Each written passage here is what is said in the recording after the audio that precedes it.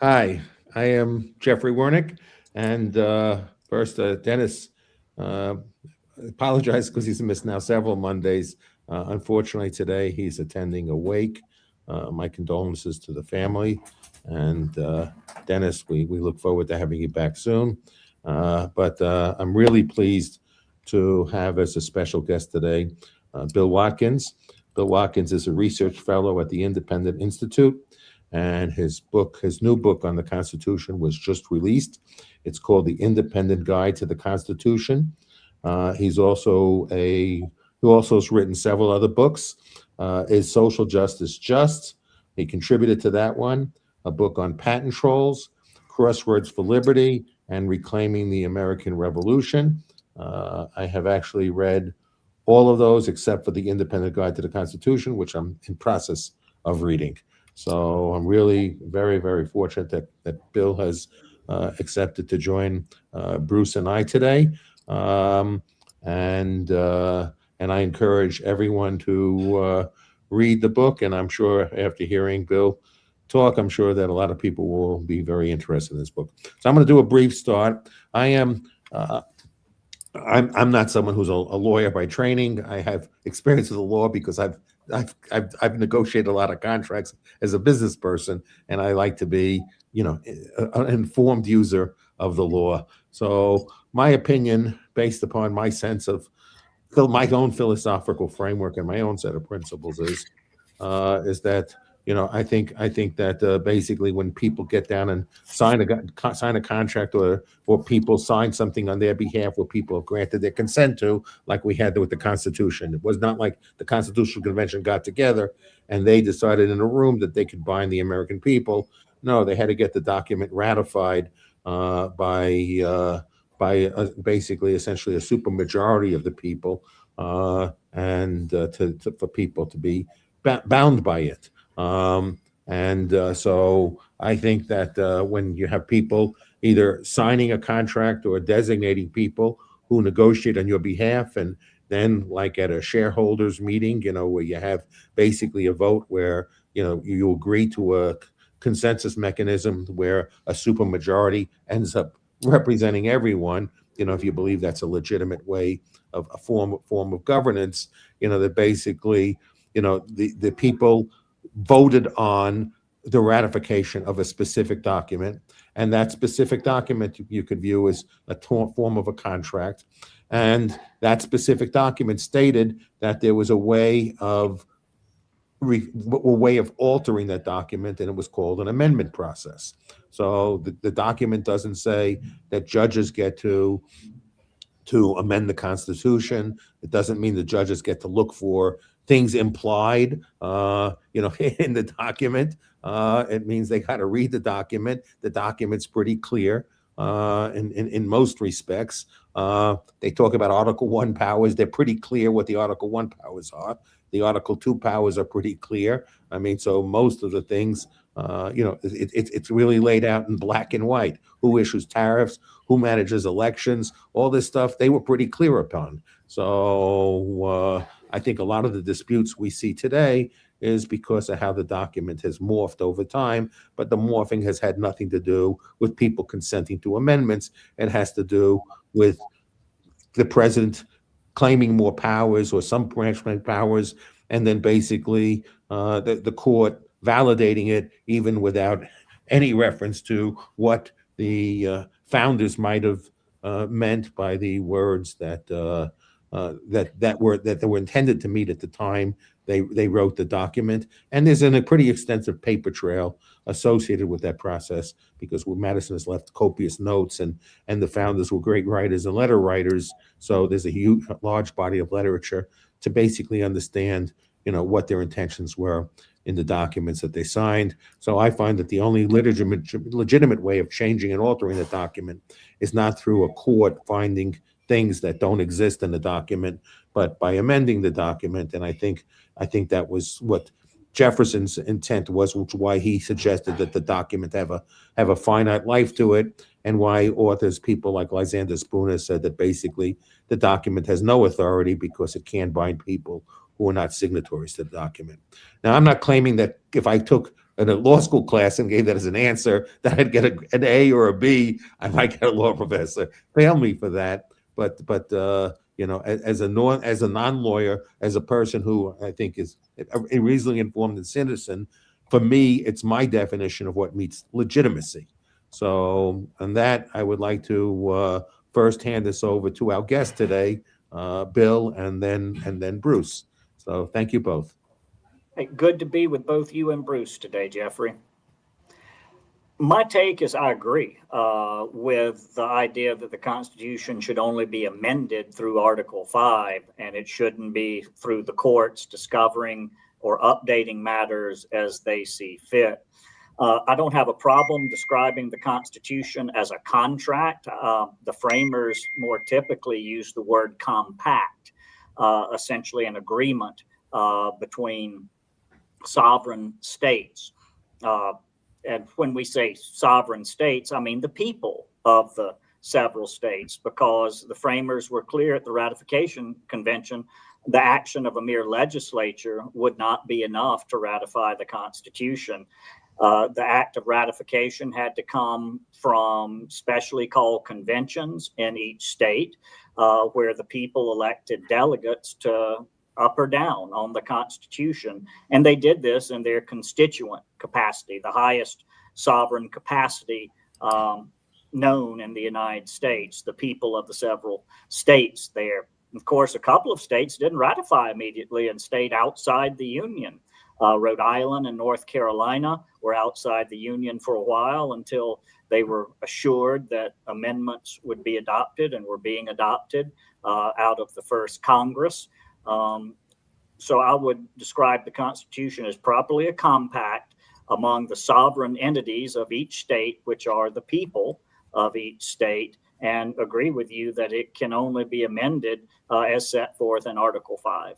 So at that point in time for the states that stayed out, and Bruce, I'll then give you your time, but I just want to, at that point in time when the states, that the two states were lagging in determining whether they would enter this compact, as you called it, Bill.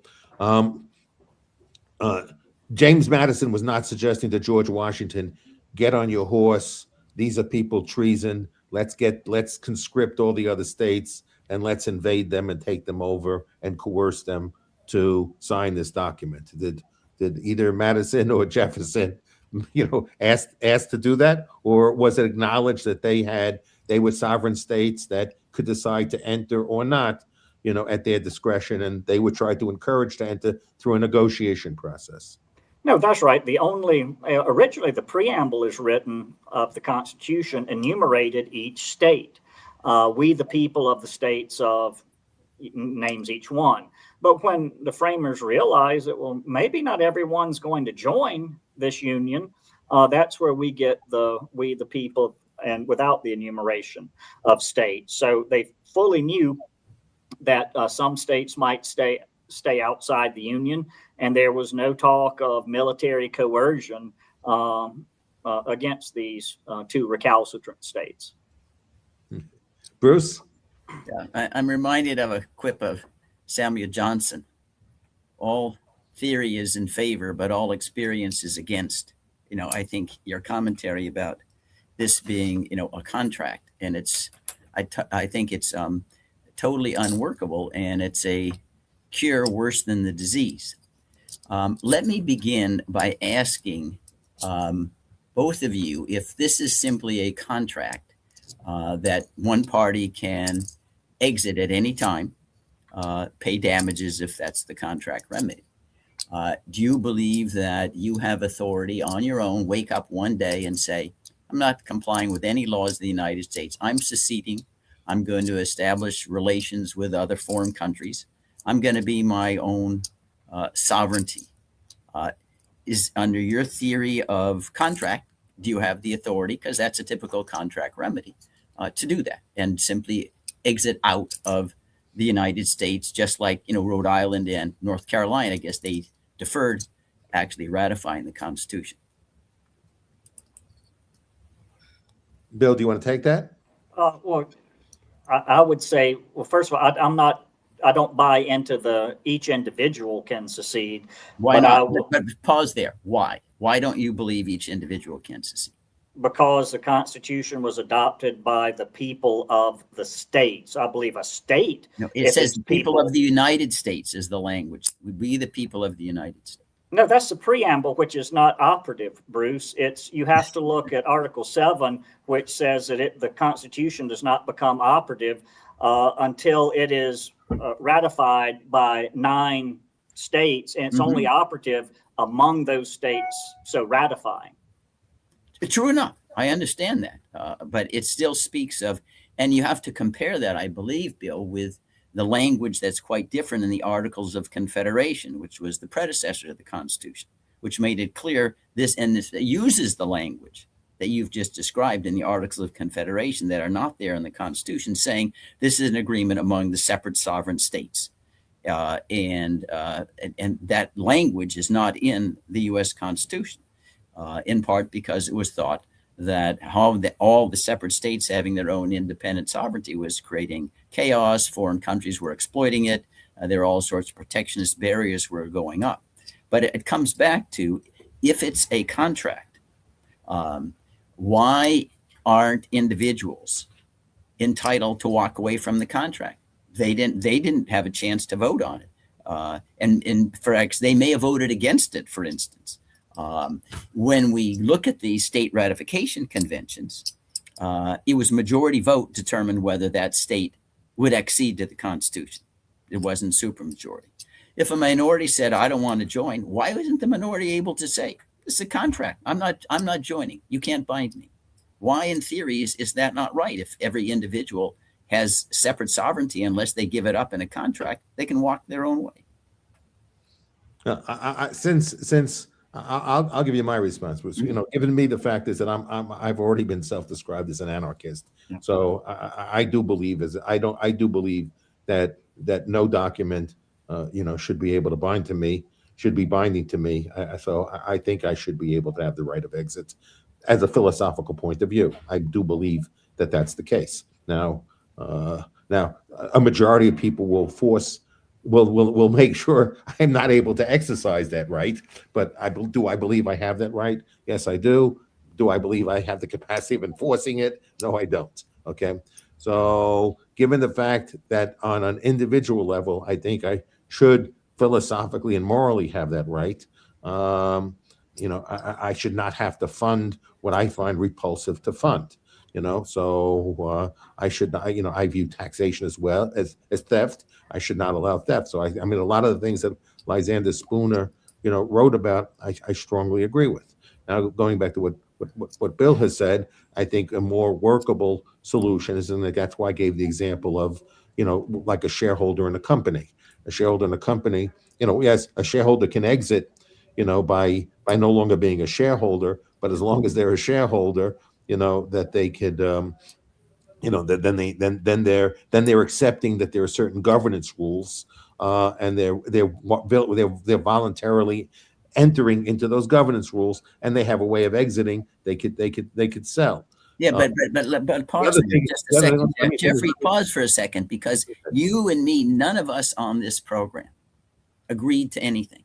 We didn't sign anything. We weren't at the Constitution Convention. We didn't exist at the time. We didn't ratify any of the amendments, and neither did any of our audience do that. So the analogy doesn't work. If you're a shareholder, you take an affirmative act to buy shares, right? Then you can sell them. That's not the case with regard to the Constitution. That's why I agree with Jefferson's position. Is the fact is that the Constitution should have only bound the signatories, and then that generation, and each generation gets an opportunity of, and I'm comfortable with it being on a state level.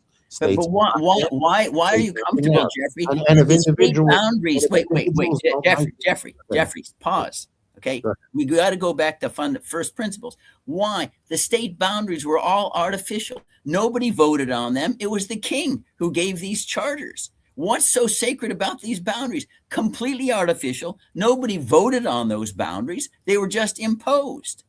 And moreover, with regard to the signatories, what about the people like Patrick Henry who voted against? How come he gets bound by the majority? If he's right and I don't want to enter into the contract, if I sign a contract, Jeffrey, I can't bind anybody else. I can bind me. That's all. So under your theory, only those who voted in favor of ratification should be bound. The others would say, nope, doesn't make any difference to me. I'm going to have separate sovereignty.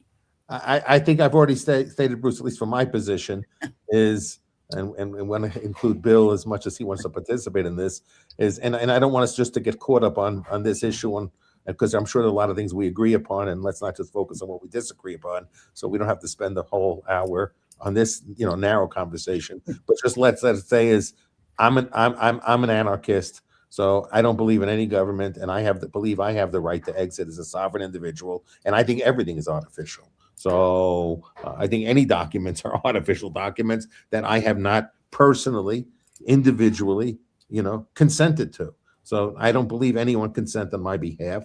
I think that's immoral. I think it's amoral. I think it's illegitimate. I think it's unjust. So, but you live in a certain world, and there are certain parameters, and some things can be enforced upon you because, it's hard. You don't have the ability to, enforce your own claims. So, I can hole up in my house, arm myself, and anybody makes a claim against me, I can, trespass on my property. I can start shooting. But the reality is I'll never have enough weapons to protect myself against all the people that want to coerce on me. So I kind of accept, things, not because I find them legitimate. I kind of accept the fact is that I have a disadvantage in forcing my view of the world. So that's all. So I understand your point of view. You think the world I like is a bad place, is worse than the current world. I think the world I like is better than the current world, and we could just agree to disagree, because I think if we'll just continue this exchange, you're not gonna move your position, and I'm not gonna move mine. I think we pretty much understand each other on where we stand, and I stand on one end of the spectrum, and you stand on another, and you might be right, and I acknowledge I might be wrong, but that doesn't mean I don't believe what I believe, and I think my arguments are legitimate to me, and they only have to be legitimate to me. So I don't need to convince anyone else. No, listen, I just want to make this observation, because I agree, we need to move on. Yes. The world is imperfect, right? Because human beings are imperfect. We can't develop a world where all the rules yield perfect justice. So we're trying to come to what you might call the Aristotelian mean, where it optimizes justice, even though there's still some injustices. And my position is that though there's legitimacy, and I respect your view, that it ultimately ends up with more injustice than if we take some of the injustices that come from having a constitution that binds people who didn't actually sign it. One of the reasons, as an illustration, is under your theory, somebody who didn't like you could say, you know what, I'm going to drop atomic bombs and destroy you. And it says, I'm a sovereign state and I can declare war on anybody I want. And I believe that history and experience teaches that's in fact what happens in a state of nature. That's how human beings act. Read the what's the book of the novel about the kids who are on an island? They all turn into monsters. Oh yes, The Lord of the Flies. Yeah, The Lord of the Flies. Yeah. Yeah. Now we can disagree because we're trying to postulate what the world would look like, in a situation that isn't there right now. So we don't have, a laboratory experiment like you can do on chemistry or something. Anyway, that's what my reading of history is, because I want to underscore, I'm not trying to suggest that there aren't sound ideas behind your principle. I'm just trying to suggest, which is why Madison told Jefferson, and Jefferson agreed, listen, the cure is worse than the disease, because if you have the Constitution expire after those who signed it pass away, then there's going to be lawlessness where everybody runs around and tries to have a new constitution convention, and they'll be shooting each other with AK-47s rather than negotiating. Let me say why Madison told Jefferson. Jefferson didn't persist. He agreed. Let me pose this, and then let me turn this over to Bill. Yeah. So get Bill back involved in the conversation. Yes, at that point in time, they did have a conversation, I think, with respect to, I don't know if Madison ever convinced Jefferson with respect to the debt. Okay.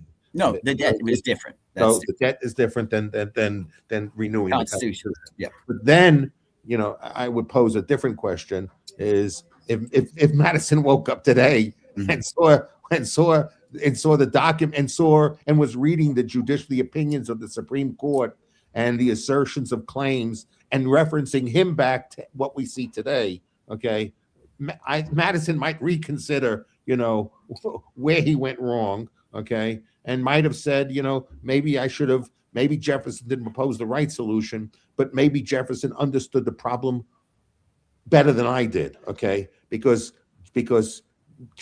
Madison was willing to bet that ambition would counter ambition, and the whole framework relies upon that working. And if it doesn't work, then you get what you have morphed into today, which I think, and this maybe I'll hand it off to Bill, is I think if you take a look at a strict constructionist approach using the original intention strictly construed as Jefferson had advocated for behalf of how the Constitution should be viewed, it's like, the way I look at it is you have a hard budget constraint. It can only be changed if you have to pass this test of basically altering it. So the more difficult you make it to amend it, then you're not going to have it. Then it'll not be changed overnight, by whims. So it's like what we've learned is when we moved the dollar from gold, we started having a high rate of inflation. Okay, then we stopped having balanced budgets. We went to extreme budget deficits. So once you start removing constraints and give a lot of discretion ultimately will be abused. And I think Jefferson's point of view, as I interpret it, is he wanted constraints. He wanted constraints on government. He was so concerned about tyranny. He wanted to oppose as many constraints as possible. And I think Madison was less concerned about putting the type of constraints that Jefferson wanted to put on, is my assessment. So Bill, maybe this is a point to hand this off to you. So for you to comment on. So.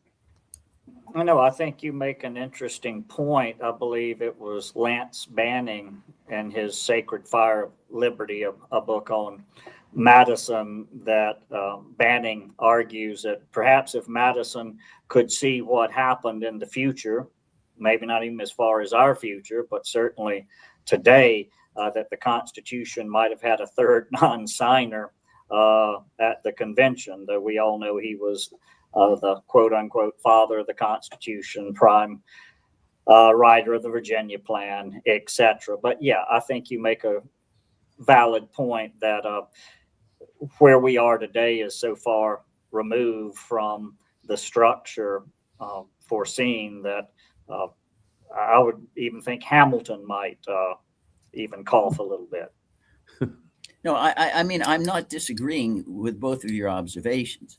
I think if you read the Declaration of Independence, it says when you reach that state where the government is evincing a design to reduce you under absolute despotism, at that point, there isn't any constitution. You have a right to go back to square one and rewrite your constitution, your arrangements for governance, and to provide better, safer safeguards of your liberty. But that's at that point, you're not walking into a court of law. At that point, it's just the force of public opinion. And if you need to, you got to go to the barricades. That's what they understood, because at July 4th, 1776, they didn't walk into any international court. They said, we've had all of our reasonable pleas. The only way we can do this is by force of arms. And that's what they did. It's the last resort, they said, because typically when you resort to force of arms, the most horrible people come to power. Not always, but frequently. It was a miracle that we ended up with George Washington, who didn't want a crown, but you resorting to force of arms, he could have become a successor to King George. He didn't. That was a miracle. I consider the convention a miracle. I said, well, I'm not betting on it happening again. But anyway, that's the remedy, other than impeachment and removal from office, which is something that Congress can do without the interference by the courts. So that's the remedy, if you will. And I do think that that Madison and Jefferson would have understood. Both placed a high premium on education is necessary, almost the alpha and omega of retaining the Constitution, in some kind of recognizable form. It was Jefferson who said, if you hope to be free in a state of civilization and ignorant, you hope what never was and never can be. And it was Madison who said, knowledge will forever govern ignorance. And if they can be faulted, they could not believe we would ever have generations who would be so disrespectful of wisdom and knowledge and understanding, and get their enthusiasms from TikTok or Taylor Swift or Halftime's Bad Bunny of the Super Bowl or stuff like that. It's not that they didn't understand amusements, but they understood the serious part of life. Why do I exist? How do we pursue justice, which doesn't have an easy answer? And they would understand that the Constitution would fall apart if you have an epidemic of constitutional illiteracy, which is what we have today. They want it, but they didn't. But what are they going to do? They can't force everybody to read books and deliberate and spend their time a way that a citizen should, which is about keeping stability and drawing a sensible dividing line between order and freedom. And I think that's what's important about Bill's book, is as it says, it's one of the Constitution is one of the most studied and most willfully misunderstood documents in American life. Yeah. So I think that's and that's why the subtitle, The Independent Guide to the Constitution, the subtitles are basically Original Intentions, Modern Inventions. Mm-hmm. So a lot of what is now applied against us are modern inventions. They're not original intentions. They have no resemblance to what the founding generation had aspired us to represent, and it's been done. I think willfully is a very good word. Bill, are there examples that you'd like to provide specifically related, as you addressed in your book, that you'd like to discuss?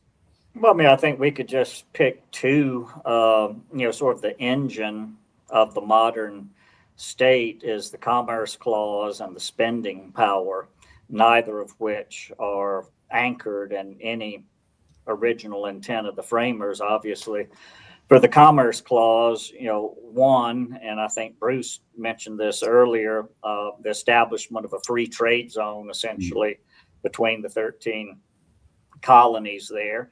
And secondly, with foreign commerce, regulate deep water shipping, essentially, be able to negotiate trade with Great Britain, France, etc.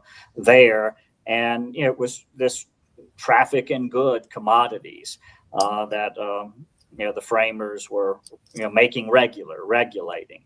Whereas today, the court essentially anything that could possibly substantially affect in the aggregate a market can be regulated by Congress. Most of our criminal laws are not attached to any enumerated power other than the Commerce Clause, because some item at some time in its existence crossed a state border, so you have that. The spending power, obviously, in answering anti-federalist concerns, Madison and other Federalists, don't worry about this general welfare spending.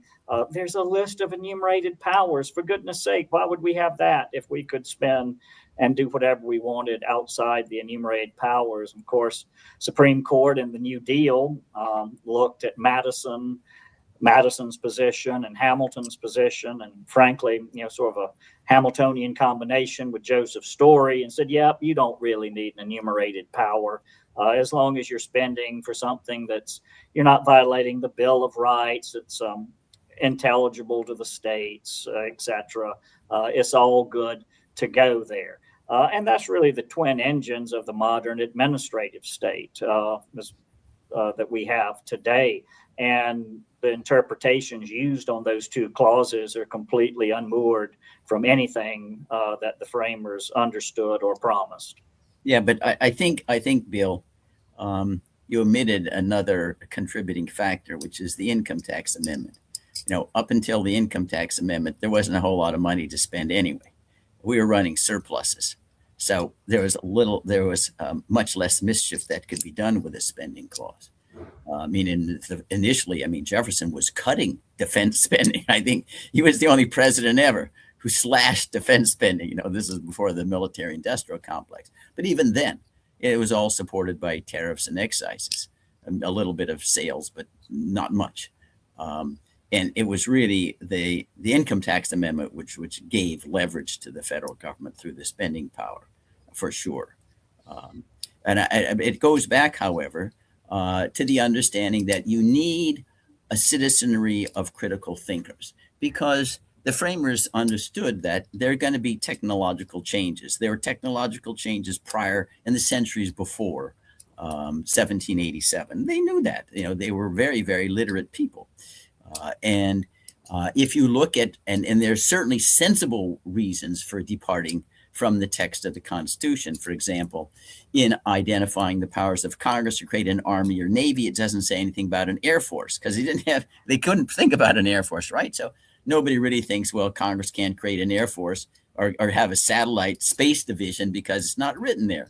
Because they understood, well, what was the purpose of the defense powers is to prevent us from being attacked and conquered by another country.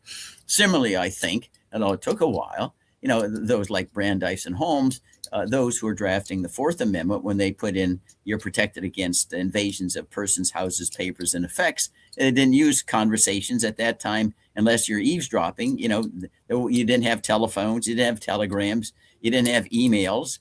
And so they don't use those words in the Fourth Amendment. And yet, the Supreme Court initially said, well, communications, you can bug people. This came at the time of Prohibition. You're not protected by the Fourth Amendment and the government or the NSA seizing all of your communications, which seems rather odd since they're very, very sensitive. And the court had held earlier that even if you send an envelope in a mail, use the U.S. postal system, your contents is protected, even if it's in the temporary custody of the U.S. mail, from search or seizure absent a warrant. So you can only keep the Constitution sensible if you have some kind of brains and know where to draw the line between things that couldn't possibly have been anticipated by the framers and sticking with the purpose or goal. But we've become so deracinated and illiterate with regard to these larger, what I call philosophical purposes behind the Constitution, which, as Madison explained, justice is the end of civil society, it's the end of government, it's the end of why they even crafted a Constitution, that we're very, very bad on keeping the Constitution abreast of reality.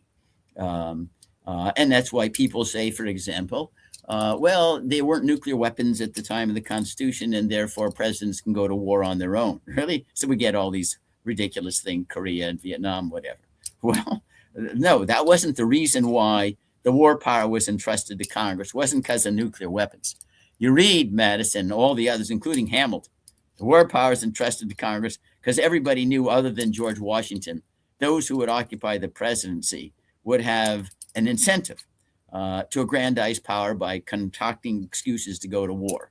And that was a feature of human nature that never changes. We see it today. We saw it with Napoleon, Stalin, Mao, everybody else who's an executive and goes to war. And I make these observations to say you can't keep any Constitution sensible unless you have a literate, learned, philosophical society who understands the reasons behind the provisions and is faithful not only to the letter but the spirit. And when you have a society whose intelligence is decayed, they don't know anything anymore. I mean, literally nothing. When you have a Secretary of Homeland Security who says habeas corpus is to permit the president to deport anybody he wants for any reason, okay, you can't have rule of law then, including the Constitution. Bill, do you want to comment on? I have some comments, but Bill, I'll give you first shot. No, yeah, I think he makes, Bruce makes good points about the need for an educated populace, and I don't really disagree with, his history on executive power and the war power there either. So for this one segment, I can say I completely agree with Bruce Fein. I have some comments, Bruce. Again, it's we have like type 1 or type 2 errors. So right now we have the type of error that says you make the document flexible, assuming that as we have an evolution in society, that we're reasoned, rational, thoughtful people that will interpret things in its proper context and meaning, adapted to the current circumstances, without completely divorcing it from its original intention. So that's assumption, I think, is such a false assumption. So if it's predicated upon assumption that is so unreasonable, going back to your example, like the Air Force, yes, they didn't mention an Air Force. So if now the technology exists, all they need to do is say, let's pass a constitutional amendment to create an Air Force. We don't have to say, well, they assumed that the technology didn't exist. I'd rather go back to the people saying, we've learned about this technology. I mean, look what we've done, like with the advantages of technology, and look at the surveillance state.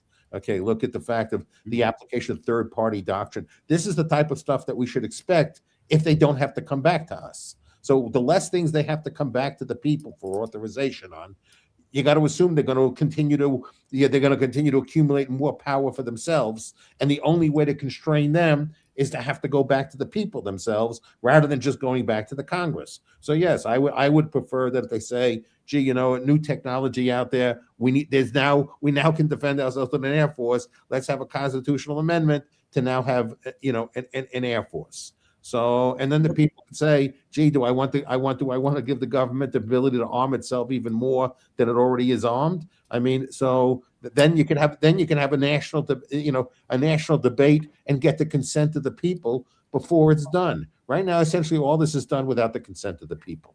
So, well, I don't know, what about satellites and cyber? The government no longer has to go back to the people. Yeah, so, I agree. But Jeffrey, I think in some sense your attention with your examples, they're in tension with one another if they're not even colliding.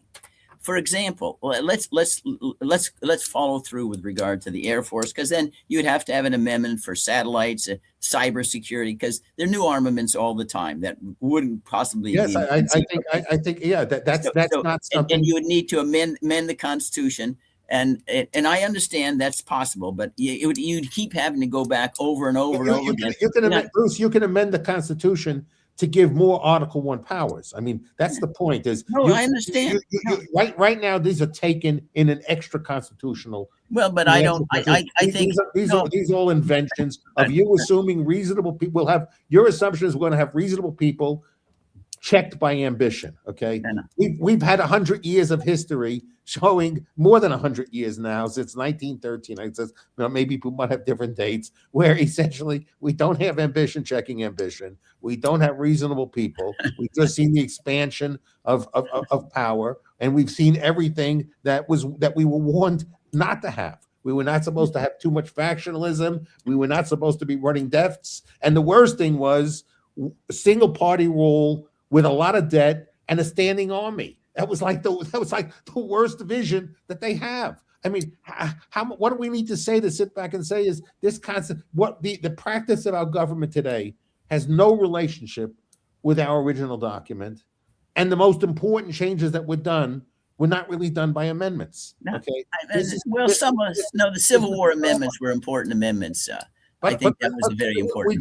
We didn't get to the personal use of a standing army. A personal use of a standing army like we have today, and $38 trillion, almost $38 trillion of deficits, and $200 trillion more or less of unfunded liabilities. We didn't get that way through amending the Constitution. Okay. So if Jefferson and Madison walked up and said, gee, you know what, this government was able to have, we have troops all over the world. We have the biggest standing army. We're spending $1 trillion on defense. and we have the state that, and this all was done without any constitutional amendment getting it done, So, No, but I don't think Jefferson. I think Jefferson I would. don't Jefferson. think, I don't think they would say this is what, yes, this we've been a great success on this document. So you're assuming something that we've already proved doesn't work. No, Okay, but things can change. And moreover, with regard to Jefferson, Jefferson didn't say a standing army was unconstitutional. He cut it from what John Adams had, and then he expanded it to fight the Barbary pirates who were plundering U.S. maritime commerce, as a condition of doing any kind of trading in the Mediterranean. He went back and he didn't need an amendment to the Constitution. He got Congress to authorize him to use the U.S. Navy for that purpose. Madison had to use the U.S. Navy in fighting the Second Barbary Wars. But I want to go back, Jeffrey. I think more important to show you that it's not so easy, I think, in terms of being having the optimal approach. And I always use optimal because there's no perfect approach given the defects in human nature. And that is, you have complained, I think rightly as I would, that the U.S. Supreme Court has used this third-party doctrine to mean that you can intercept our emails, you can intercept our conversations, you can intercept all the things in the world that we send over the airways and we don't have any constitutional amendment because the Supreme Court said, hey, you know what?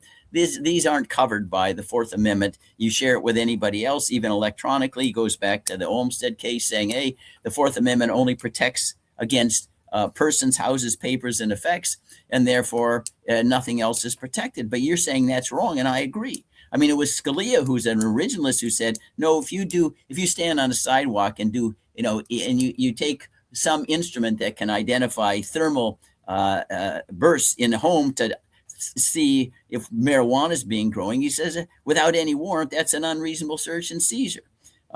If you have an airplane, Jeffrey, that comes over your home and takes drone pictures of you, a few yards above your roof, you're going to say, without a warrant, they're going to say that's an unreasonable search and seizure, even though these encroachments couldn't have been understood by the framers because the technology wasn't within their mind. I'm just saying that you got to have some leeway, and it's true. You got to have brains to know where to draw the line. In some sense, civilization is drawing lines, right? We show we don't have the brains to do it, Bruce. I think that's. I'm saying that's what we should be striving to with people like Bill, who are in universities trying to teach. Now, we may not succeed, but I'm saying that that's the goal that we need to aspire towards.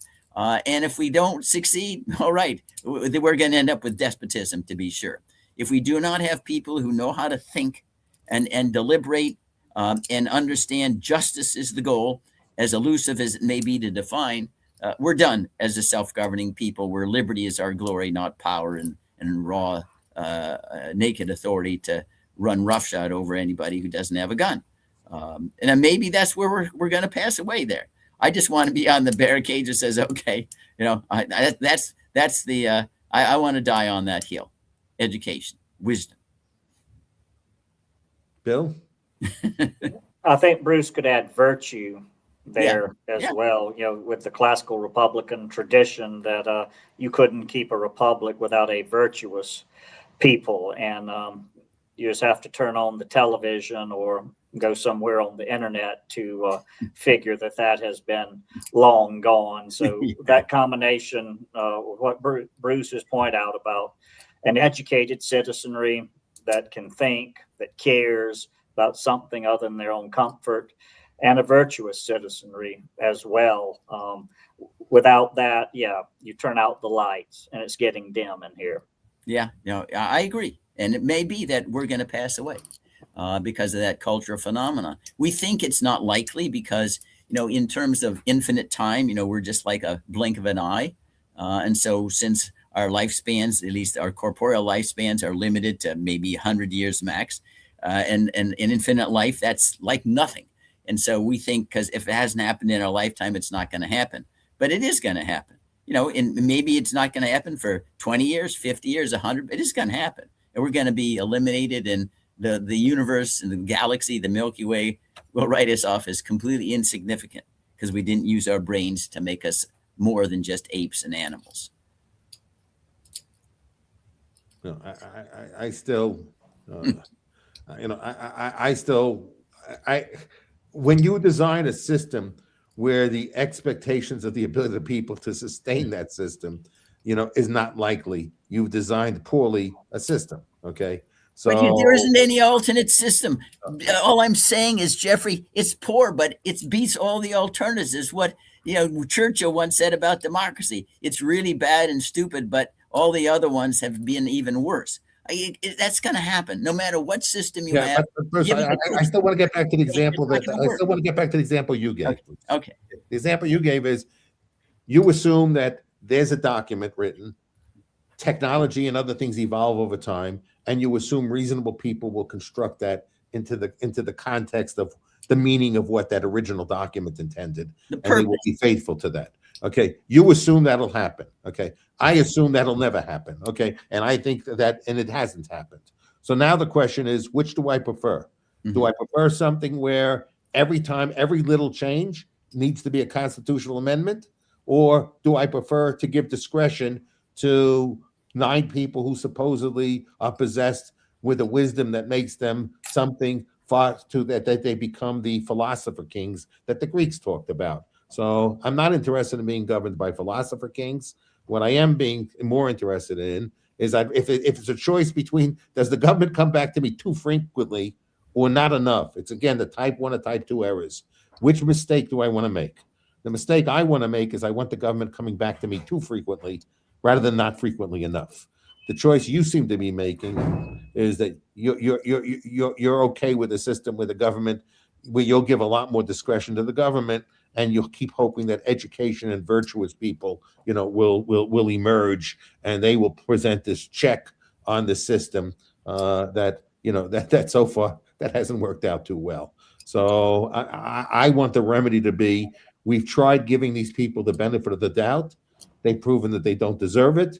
So now you have to put them on a leash, and you have to have them come back to the people much more frequently than they should have. And a lot more things needs to be done by amendment. And even as these little things like, drones and Air Force and stuff like that. Yeah, doing a drone over your property is like throwing a kite or a baseball or something else over the property. At the end, most property owners will say, this doesn't belong here. I'm not claiming possession of it, but I'm giving it back to you. But you're a lousy neighbor if you keep throwing stuff over onto my property and keep trespassing it with your stuff. Your stuff is not entitled to pass onto my property, whether it's your baseball, whether it's your pet, whether it's a drone. It can't trespass. So yeah. I think a lot of this stuff, really is a lot simpler than people make it out to be. Now, but Jeffrey, I disagree. For example, how high above your home do you own? If an airplane is flying, how many feet above? You have a right to stop an airplane flying from Los Angeles, to New York City, because they over 3,000 feet. If you took the airspace directly above your home, you do own that. I think if an it's not that easy. I think there's international law about airspace. No, come on. International law is nothing. International law is whatever you want. Whatever the strong countries can enforce it. Let me answer the question, Bruce. That you asked. Okay.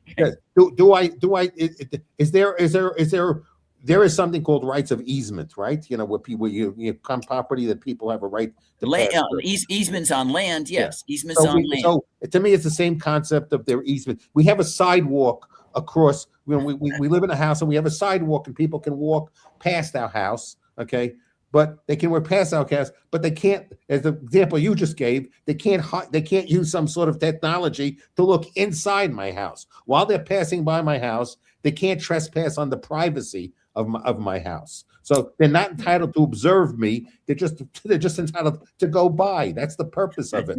So it's the same, whether it's the sidewalk in front of my house or the airspace above it. It's the same principle. Okay? But there were the limits. It's pretty simple to me. The sidewalk. This is the way I see it. The sidewalk, Jeffrey, has metes and bounds. The airspace above you, where do you draw the line? It doesn't have metes and bounds. It goes infinity. People can use the sidewalk for the same way they can use. Why do we let people have sidewalks in front of the house? So people can walk from one house to the other. Okay? Yeah, I understand it. I don't understand where.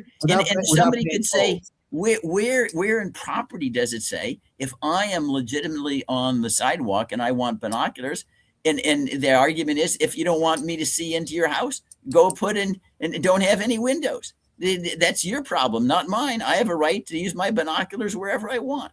The point is, these are things that require you to use your brain and draw balances, right? That doesn't come from an algorithm. AI isn't going to tell you where to draw the line. And I'm saying that's essential for any form of government.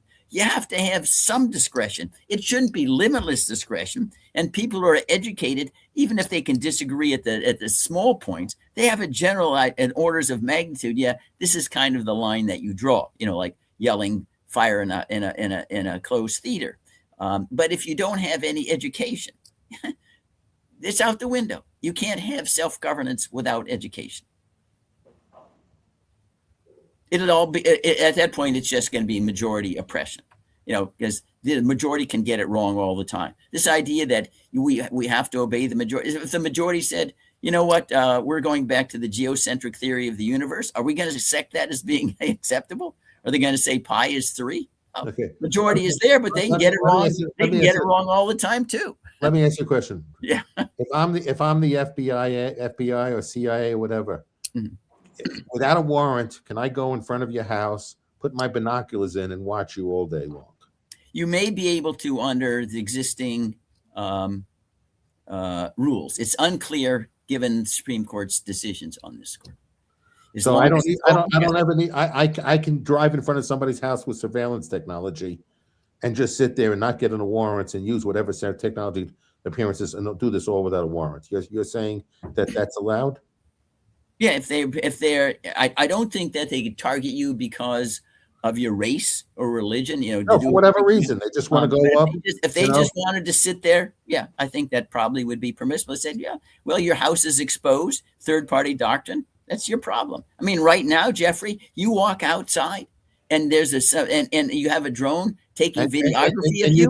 They can do that without a warrant. And you think this is what James Madison intended? No, I'm just, Jeffrey, you're shifting between what the current law is as expounded by the U.S. Supreme Court and what I would do if I'm sitting as a justice. If I'm sitting as a justice, I'd say there's no way, because I understand the purpose behind here. Provide an area of seclusion, to gratify someone's desire to harass somebody by just sitting outside, somebody's home. I don't believe justifies, intruding on someone's private area. But I'm just describing as U.S. Supreme Court. They'd say that's acceptable. I mean, I think the third party doctrine is insane. Because you walk outside, the government can now with drones take videos of you and stick you in the third party doctrine is a derivative of the Madisonian system that you're deferring to. It is the U.S. Supreme Court to rewrite the Constitution without an amendment process. Yeah, right. So, Bill, what do you think about this conversation? I would just point out that let's not forget that if we had a healthy republic, rather than it sort of being a dichotomy between, the court or amending the Constitution, we have a legislature and we elect representatives every 2 years. Of course, we have almost perpetual incumbency, it often seems like. But in a healthy republic, if there was a privacy concern about drones, rather than letting the court deal with the Fourth Amendment or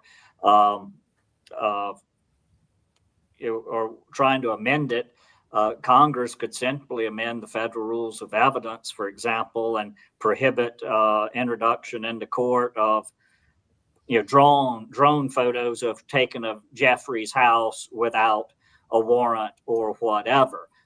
So there is that third option, again, in a healthy republic. How healthy we are, oh no. Yeah, but even if we're talking about practicalities, and I agree with your observation, Bill. I believe the majority of our ails are ills because Congress has become completely anemic. It's AWOL. They haven't even addressed anything. The last time they addressed the technology is 1986, 40 years ago. The internet was in its infancy. They do nothing. They could go up there, the big tech, they make their political action committees and nothing happens. Okay. That's why I use the caveat, a healthy. Yeah, right. Exactly. Because right now, the Congress has turned into what I call a constitutional ink blot. They do nothing other than get reelected and make sure that they don't have to comply with the handiwork that they produce for all of us. And so I think we're all struggling, given the staggering deviations from what we would agree is the original intent and understanding is what's the least bad thing that we can do today. It's not choosing between, very, very pleasant options. And that's a political calculation more than a philosophical calculation. And maybe all of our remedies are going to go down the drain because the culture has become so decayed. It's not capable of protecting liberty anymore. It's just government power. And I mean, that's basically what the current administration has said. Stephen Miller and Trump, we do whatever we want. If you don't like it, that's your problem. And they say that's always been that way. Well, maybe it was been that way in China, Russia. It wasn't that way at the time of the founding of the U.S. Constitution. We actually had, a government that celebrated liberty more than power until the first generation passed away. And then we had Manifest Destiny and Mexican-American War, and then all these other things, progressive decline. But it did show that when you had an educated citizenry and people who occupied office, had virtue, as you point out, at least a modicum of it, the system worked.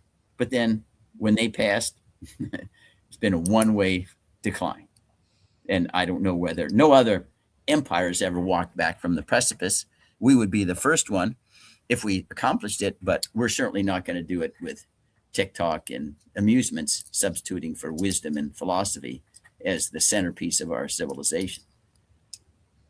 Yeah, I don't think it would hurt to point out that John Taylor of Caroline, in his Tyranny Unmasked, essentially argued that there's a major shift toward tyranny when, rather than the government receiving its support from the people, i.e. through whether it be tariffs, duties, or an appropriate, say, direct tax, where the people all of a sudden are being supported by the government, which is, you look whether it be Social Security, Medicare, healthcare, SNAP benefits, EBT cards, what have you. He saw that as sort of the demarcation where we would slip from a republic to something else. And Lord knows we're way down the track on that. Yeah, well, that's very, very true, Bill. And I think what even complements it in a different respect, but I think the idea is the same, is that when you have the administrative regulatory state, when getting the FDA needs to approve your new drugs so you can make money, you need to get the government's approval to do mergers and open bank branches and everything of that sort. You need them to clear NEPA, it impacts the corporate structure then becomes silent. They don't want to antagonize government because they figure with all this discretion in the administrative state, they're going to destroy me. I can't anger them. So they won't speak up anymore. They're cultivating. And we see that even with the media now, with deals with Trump. Okay, we'll pay you $15 million for a frivolous defamation suit, but you need to approve our merger. And that happens the next day. Oh, he'll give you a special interview, at ABC News. So when your fortune is tied to the government, then it induces a docility, which is the absolute opposite of what you need in order to keep vigilance and the government in check. And that's what we see in spades today.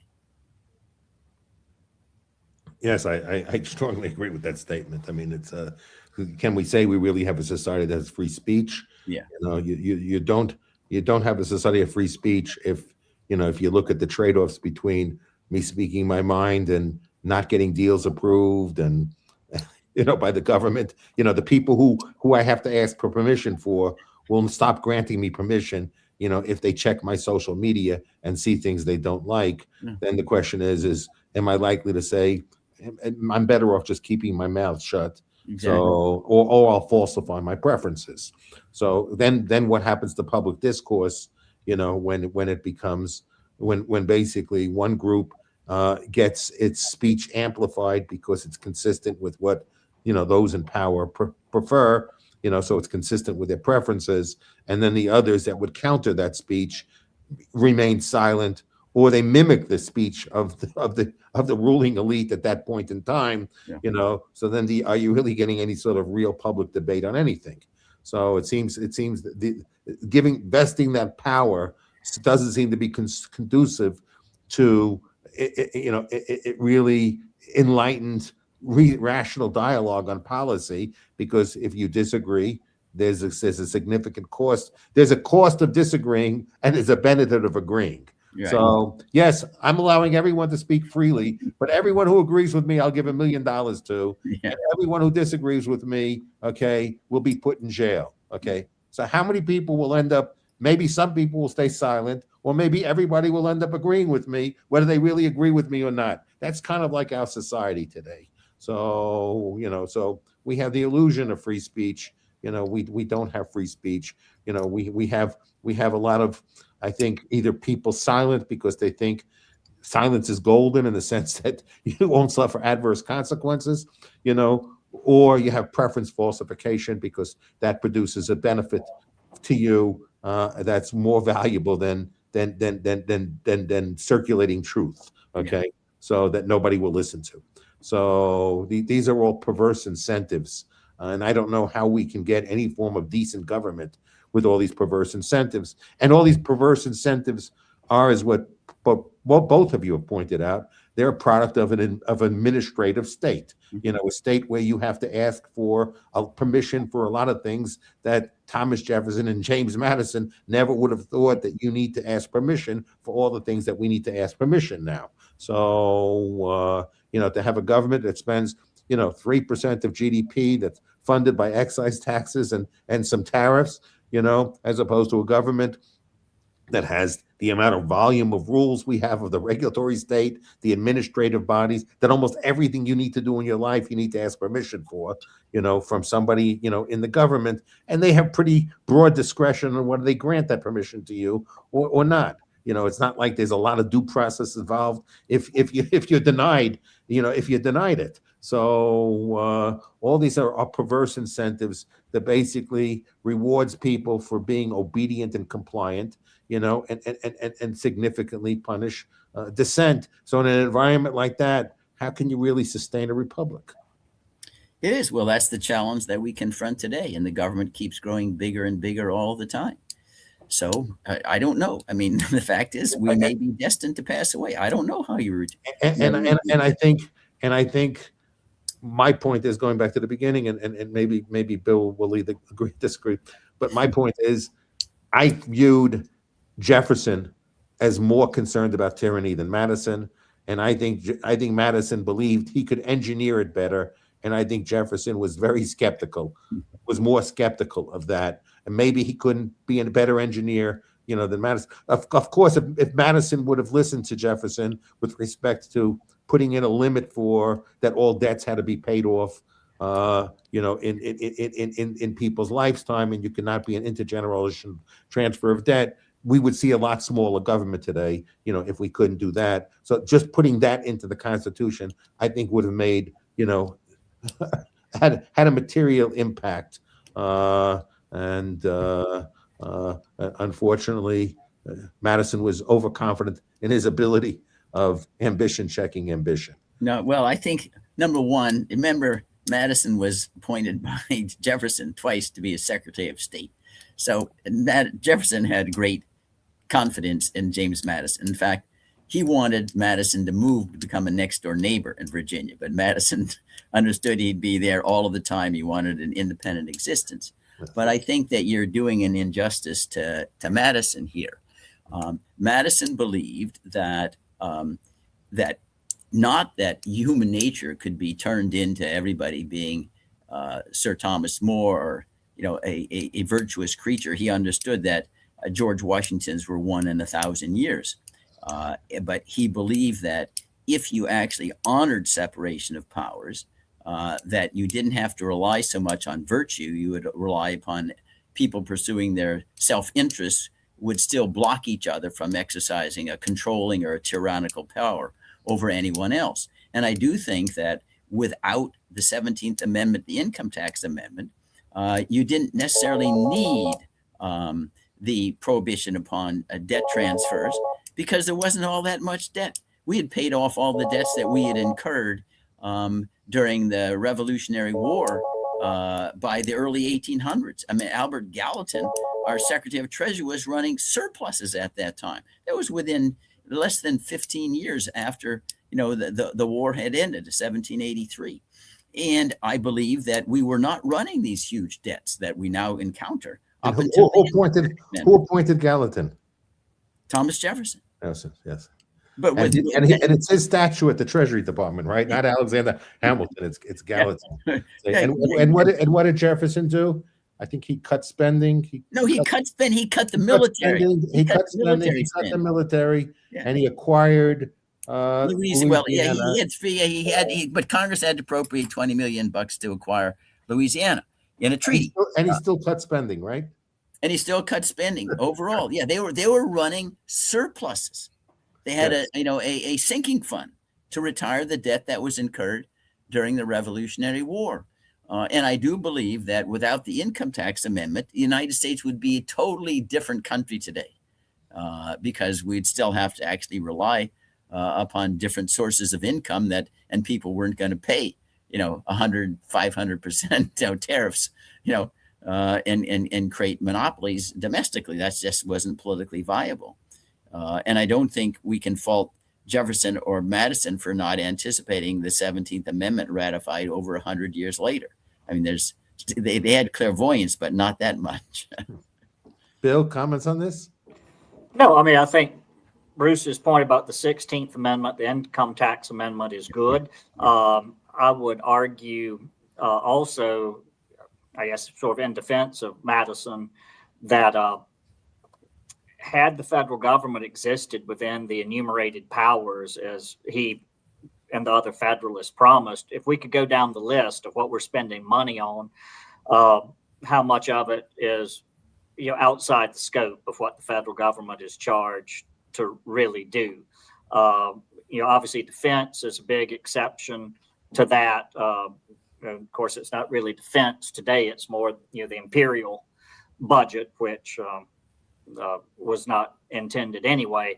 But nonetheless, if we stuck with the enumerated powers, we wouldn't have the debt that we have today. So much of it is the federal government taking on tasks and issues that it has no business, that were local, intended to be local matters, and voila, we have what we have. Yeah, and I think also, again, in defense of Madison, when he was arguing this was the obligation of contracts clause, he deplored, he said, we do not want a system where people make money speculating on public measures. They want them to build better mousetraps. Don't speculate on public measures. And that's, he was concerned, at least at that time, with a lot of these debtor prohibitions on that limited the ability of creditors to collect on debts.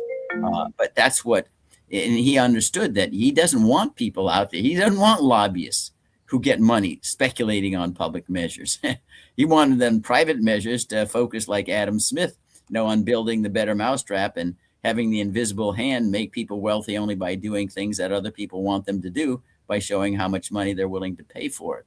And that's another provision of the Constitution that's got basically overturned, is the obligation of contract, where the government flouts contracts daily without paying for it, including the gold clause in 1935. And why would it not be possible for taxpayers to have standing to bring lawsuits against the government for spending money and going to the courts and saying, these are enumerated powers that you have. We only gave you these enumerated powers. You're assuming more enumerated powers than we conferred upon you, and we're going to the courts to tell you, you can't spend this money because our compact was, you don't have the right to spend this money, and so we're going to have the Supreme Court telling you can't spend the money, even if you legislate it and the president signs it. The point is, both of you are doing something that the Constitution never enumerated as a right that you have. Why aren't there lawsuits like this? And maybe they have been. And there were, Jeffrey. They started out there. Two cases called Frothingham and Mellon and Massachusetts and Mellon. Andrew Mellon at the time was Secretary of Treasury. They brought the exact points that you raised. Supreme Court said no standing. Sorry. and that's been, other than Flass v. Cohen, which says the only standing that you have under current law is if you challenge spending in violation of the Establishment Clause of the First Amendment, like paying, somebody, the government using federal money to proselytize. Other than that, taxpayers have no standing. That's the Supreme, whether they're correct or not, that's been the law for over 100 years. I confront it all the time. I mean, I feel the same way with regard to, I don't want my tax money going to support unconstitutional wars. Why am I paying money to support these illegal wars, whether it's in Vietnam, whether it's in Iran, whether it's in Afghanistan or elsewhere? So I don't have a standing with how the government spends my money that they take from me. I can't stop them from illegally spending my money. Yeah, right. It's a crazy doctrine, but that's what it is. It's been around for 100 years. Came from where? Yeah, they just made it. They say it's not a case or controversy, that it's this argument that say, well, Jeffrey, you suffer like every other taxpayer. Unless it's your injury is distinct, you don't have standing. Well, how about maybe all the taxpayers ought to have standing to sue? Anyway, that's so how many taxpayers do you need to have a class to have a class action lawsuit that would give you standing? So no, I don't believe that you on the taxpayer standing, unless the court reversed, Frothingham and Massachusetts and Mellon. I don't think there's no class action that's ever going to succeed on that score. So the government spending money beyond the scope of enumerated powers and running a $38 trillion deficit has not, and that translates into over $100,000 per an individual. Yeah. That doesn't qualify as me being adversely sufficiently impacted by this. Yeah. Anyway, I'm not defending. If you also have a Ponzi scheme in Social Security finance, where basically the government is going to say, we never really took money out, so we're going to take money from other people. We'll do other things because this was not adequately funded. So you're going to take a hit to your payment. That's also not material in nature that you've suffered significant damage from. So, I mean, that principle just seems to me, pardon the expression, just bullshit. So that's not a lot of what the Supreme Court says. It just doesn't seem to be, reasonable. What do you think, Bill? No, Bruce is absolutely right on his statement of the law that, the general rule is there's no such thing as taxpayer standing. Again, I'm like Bruce. I'm not saying I'm good with that, but that is the rule. But I would even question, and as our system is so corrupt, that is it even worth trying to look to the Supreme Court for assistance? I mean, you think of the crisis of Alien Sedition Acts back in 1798. I think all three of us, maybe, this is quite a stretch, but we might all agree that the Sedition Act, which made criticism of the national government a crime, and it's, to just give the nutshell version, thumbnail of it, I think all three of us would probably agree that was an unconstitutional act at the time. Had the Jeffersonians tried to appeal to the Supreme Court, they surely would have lost, and that would have been upheld. And I think we're sort of in the same situation today, as it's not necessarily the courts that we should look to for succor, but, this is a long shot, and it's kind of what we've been talking about. But absent educating our fellow citizens, absent seeing people make better decisions at the ballot box, absent seeing people care about virtue in their republic, being able to intelligently discuss issues rather than, he said he's going to cut Social Security, I'm not going to vote, to just have the base fact of that. Absent this groundswell, absent this change in culture, we are doomed. Our plane is crashing. The court is not going to help us. That's a weak reed to be leaning on there. We're going to end up falling over, have our hands cut. It's got to come from the bottom, and a major change with education, understanding, and the ultimate goal of society. And it can't be for me to try to have the government give as much of Bruce and Jeffrey's money to me as possible, while I do as little as possible. Again, maybe this is crazy. This is a long shot, but I think that's our only hope. Yeah, I agree. Ultimately, we can't rely on the courts. We can't even rely on Congress independently unless we force Congress to do the right thing. And that means you have to have an activated, intelligent citizenry that stands up, and you can write in, you can email your member, and they do respond. I mean, I had 2 kids. They did internships in Phil Graham's office, in Frank Thompson's office, in Dick Army's office, and they do pay attention if it's actually handwritten more than emails, because it shows you put some labor into it. But it doesn't happen anymore. And unfortunately, I think that we've trivialized life by celebrating all these, I call them juvenile amusements, instead of the serious business of self-governance, which is not easy, because the human species is not inclined to be wise, to be industrious, to be benevolent. It's more likely to be hormonal. So you got to work at it. It's not something that happens by spontaneous combustion, and our culture just is not there. It's not there. We don't, the textbooks, the education, it's ridiculously bad. These people, they graduate from elite colleges. They don't know who Socrates was. They don't know who Aristotle was. They don't know Plato's Republic. They don't know any of this stuff. They don't know who Madison was. The Federalist Papers are like foreign. They know who the best. They know Bad Bunny, but they don't know the Federalist Papers. These are the elite colleges and universities. I say, really? This is utterly absurd. And I think in part it's ironic. I think that when the Soviet Union dissolved in 1991, we became complacent. Hey, we're the good guys, God's chosen people. We can just rest on our laurels, and we don't have to work hard anymore. We'll just bestride the world like a colossus. We don't have to go to the moon. I mean, when I was growing up, Khrushchev said he's going to bury us. So we actually had some intellectual rigor, because otherwise we'd lose out to the Soviets. That all went away, right? And so there are no standards anymore. And we kind of now are parasites off the wisdom of the framers, and this kind of isn't anything else to sustain us. And I would agree, it's just a matter of time before we fall off the precipice. Yeah. There's one topic today that I think is really important to discuss, and so I'd like to bring it up in the remaining minutes we have. To me, I think this is a really crucial issue, and with respect to the midterms, and the comments made by both Trump and Noam. Trump did his Truth Social post, basically saying is that there's constitutional legitimacy to his takeover, and soon people will see what he discovered in the Constitution that other people have not seen, that validates his ability to take over the federal election apparatus.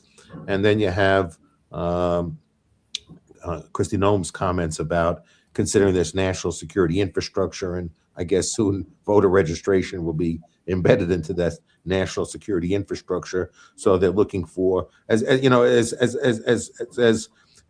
Bill, what I've said to Bruce, a number of times, given my knowledge of Trump over observing him over a long period of time as a New Yorker, I thought that what Trump really was, and some people might say this is a positive thing, some people say a negative thing, but Trump has been very successful his own life of finding loopholes or finding interpretations of things that other people have not really found.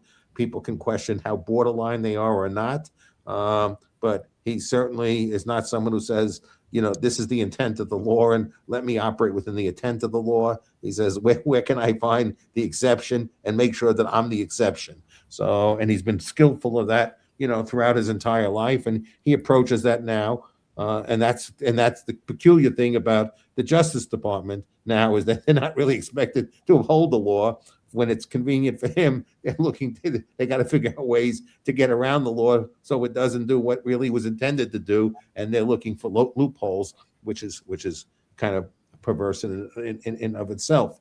So now, when you take a look at the application of this to the the midterm elections, and the midterm elections, this year could have very significant impact because it could determine whether Trump can sustain a majority in both the House and the Senate, or whether he'll lose it, maybe more likely in the House than the Senate. And if he does, maybe he and his family will go through the type of investigations that the Biden family was subject to, during Biden's administration and during when the Republicans, took over the legislature. And I would assume that would not be something that he would welcome very much. So, I don't think he wants to deal with the impediment of one branch having that type of bargaining leverage that currently it doesn't really have. So, and given the fact of, we already know what he was prepared to do at the election, right, in 2020. He was prepared to go and have a conversation with Mike Pence and basically put in fake electors, and it was what it seems that he was going to plan and basically have Mike Pence maybe declare him the winner. So by recognizing the fake electors and not the other electors. So we know to what extent he was willing to do to keep in the White House. So this issue of our quote election integrity system and the claims that being made today. Bill, Bruce, would you like to address this? Yeah, listen. I think there's certainly credible evidence that Mr. Trump, prior on the November voting date this year, will invoke the Insurrection Act and send the military out to seize all voting machines and cancel the elections. I don't think right now in my own mind that's at the 50% level, but that surely is possible, especially his interpretation of the Insurrection Act and Kristi Noem, and his statement that, well, why are we even having elections? We shouldn't have to run against the Democrats. And maybe by putting this on the table, it'll deter him from doing it. But that, to my mind, is certainly within the realm of plausibility. That ought to be terrifying to us, because that would definitely be the end of the country. Well, if you take her exact words, and then I'll turn it over to Bill. I think her statements were kind of like, they have to make sure that the right people vote for the right candidates. I mean, think about, it's not to make sure that only citizens get the right to exercise their vote. The legitimacy seemed to be derived from only the right people voting, and I guess the right people are the right people if they vote for the right candidate. So if you don't vote for the right candidate, maybe you're the wrong person, and maybe you don't have the right to vote. I mean, it's a peculiar wording. I mean, so if you think about her choice of words. No, it's not that peculiar. It sounds like Vladimir Putin in Red Square. Bill? Oh, no, I mean, I don't put much stock in the words of politicians. It's, they could say up and it's really down. I don't know. It's, I don't put much stock in their words. I would imagine if Trump didn't use the Insurrection Act in Minneapolis, or at least he had a better claim, I think it's quite a stretch to see that invoked in November, but who knows? Could be wrong. Just guessing here. Might as well give me a quarter and. Yeah. I think Bill makes a good point. Minneapolis is not. I think the difference, Bill, and again, maybe it's not a difference in kind, but in degree, is that he's already said, if we lose the House, I'm going to get impeached again, and that's why we got to make sure that we don't. So in Minneapolis, impeachment's not on the table. In November, it possibly could be, which could push him to a new level. But maybe he wouldn't. I'm hopeful that he won't go that far. I'm just saying the fact that we're even having this conversation, it's an earmark how far gone this system is. I think we go back to then the comment that I saw in the description of Bill's book, the willful misunderstanding. So that's a pretty sad commentary, and I think both of you bring up the word virtuous is really, really important. Is the fact is that this experiment and it's always been an experiment. We'll only succeed, if we're grounded in virtue. And I think the verdict has been so far that we're not sufficiently grounded in virtue. So, but I just make this one closing observation. I think at the outset, I think we did have a system. Take George Washington. He could have been king. He said he didn't want to be king, and they said that his battlefield victories made him a hero, but his character made him a legend. And his virtue was so powerful that for over 100 years, no one could think of serving more than 2 terms in the presidency. It wasn't because there was a 2-term limit. It was just because you can't do something that George Washington didn't do. That is, that example from a virtue commanded that amount of authority for that long. We haven't had George Washingtons for 100 years. There aren't any George Washingtons out there. And it's very hard to inculcate virtue when there are no real examples that you can say, wow, I want to be like that person. That really are selfless and wise and disciplined.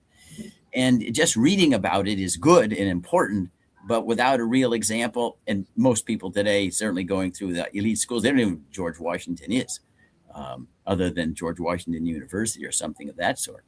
It's very hard to inculcate that idea. It's not impossible, but it shows the challenges that we had. At least the framers had George Washington, which was a big, big advantage. Bill, I'd like to give you the last word, but I would like to interject a word before you have the last word. So, Bill, to thank you as being our special guest today, which is really, really appreciated. I'd like to tell anyone who is watching this that I will gift to the first 25 people that write into, and they should write into Johnny, Jonny, at BitChute.com, saying, I want a copy of Bill's book. I will send a Kindle copy to those that give the information. I guess I just need the email address.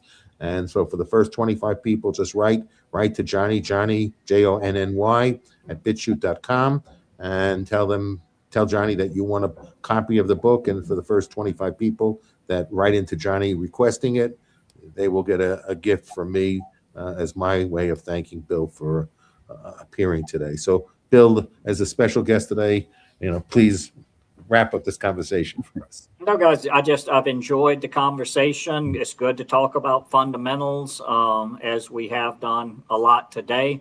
Jeffrey, I'm glad you're enjoying the Independent Guide to the Constitution. I hope it proves to be a useful book for you. And who knows, maybe you'll have me back again. Yeah. I would love to have you back again.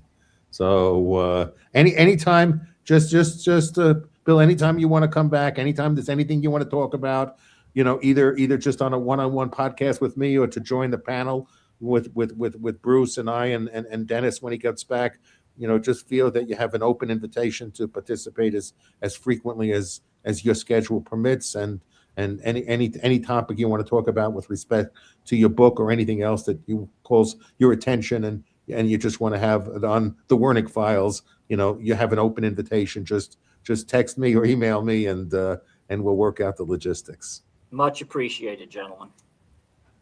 Well, thank you so much. Have a wonderful day. All right. Thanks, everybody. Bye. Bye-bye.